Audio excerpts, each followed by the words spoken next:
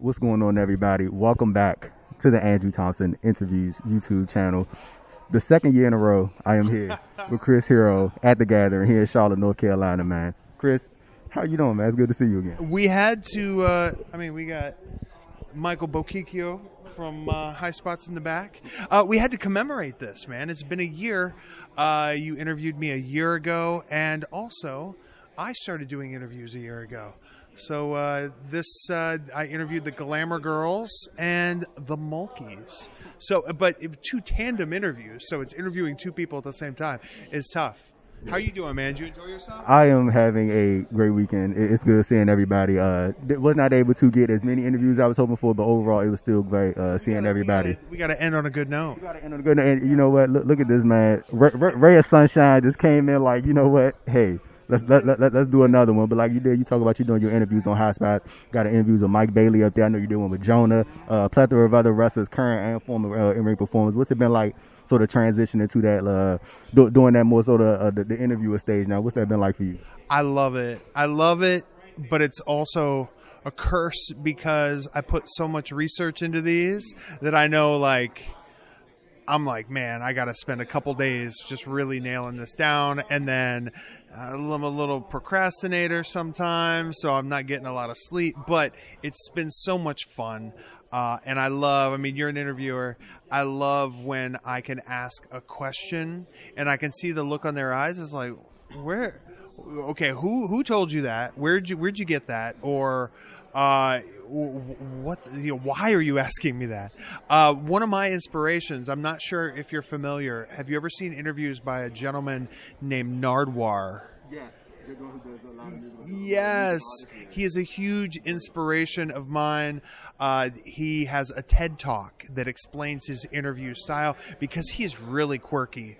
But he just would always do outlandish things and because, oh my God, people come up to you all the time. Hey, can I do an interview? Can I do this? Can you do my podcast? Can you whatever? But it's like, how do you get through the noise? How do you find someone that is going to be quality? Because it's okay to be nice and cool, and agreeable, but like you end up doing a lot of bad interviews or a lot of the same interviews or a lot of whatever. So someone like Nardwuar, he's like, well, I got to be crazy and weird. And then it's funny because he's Vancouver, right? He wears this floppy hat. He kind of looks like a nerd, and he'll go to like South by Southwest and he will get like the 15 craziest hip hop acts and he will interview them. And most people kind of know his gimmick now, but he still catches people off guard. And like there's him and Pharrell, him, and there's just a couple people that you see him blow their mind. And I'm like, man, I want to do that as a wrestler, as a fan of wrestling. I want to ask someone something about their career that they've never thought of, and I really take great pride in being able to do that. So you want to know the crazy thing about Nardwuar interviews is like this, like always like this little highlight reel that I see on Instagram or like on a weekly basis of him. Like it's like a compilation of him like just surprising people with those questions like you speak about, and the people they'd be like it'll be like specifically from those music artists. It'll be stuff from like way early on in their careers and like studios that they recording in, and they'd just be like, how do you know? Like they'd be looking at him like asking him like he's the government or something like that, and like I think that, and the thing is about Nardwuar is like he like the thing about Nardwuar is I think a lot of people don't realize. Well, I mean it's public information, but like he's been going at it for so long, and like this wasn't just some like overnight thing where he just rose to popularity. Like he's been grinding at it and he's like just now getting that like. One of his first interviews was interviewing Nirvana. You know, he befriended Courtney Love and he got a Nirvana interview when they were absolutely not feeling it. There's a really good one with him and Henry Rollins where Henry Rollins is in a bad mood. He doesn't want anything to do with anything. And then he's just basically like, hey, get this over with. And he's like, all right, you get like 2 more questions. So he starts rapid fire going through his questions and he's like, damn, okay, now that's a good question. And then he wins him over just like that. So it's fun. And I'm just putting this out into the world. I would love to be the first pro wrestler interviewed by Nardwuar. If you're out there, do. You want to know what's crazy? I think last time we talked, I remember, I want to say we had made a prediction for the forthcoming NBA season at the time. And I remember we had both said that the Milwaukee Bucks were going to make some noise, and they did get bounced out by the Boston Celtics, but they still did make some noise. And I remember we had sort of went back and forth on the Suns a little bit, but like if you could pick any two teams right now from the East and the West, or one team from each respective conference who you think might be able to take it this year, this upcoming season. I am riding so hard for the New Orleans Pelicans.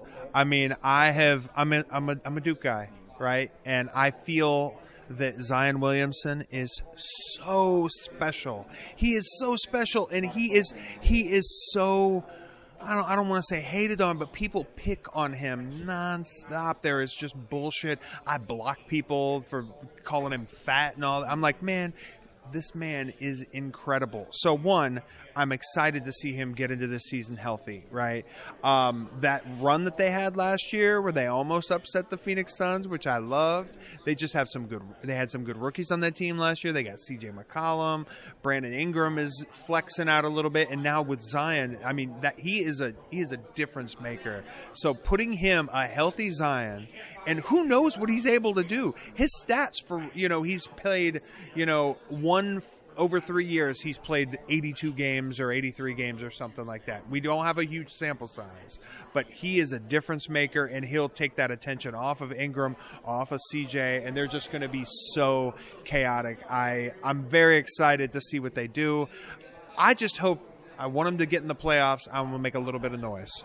And lastly, here to wrap it up, man, like there was something, your name, I don't know if you remember, you got a chance to see this, but your name had came up in headlines, I want to say late last year or around that time, because there was an interview that Chris Jericho had did, and he said that you were one of the people that was considered for his 5 Labours of Jericho when they were doing the thing on AEW. I don't know how you would have fit into that, but he did say that you were one of the people that he sort of threw out there. I don't know exactly, like I know it's like a thing of like hindsight, or would you be interested in that, but like more so of the question is like, how do you think you would have fit into that? And like, did you ever get the chance to hear that your name was sort of thrown out there amongst those people that would have been in that? I think we need some Labours of Chris Hero. We gotta.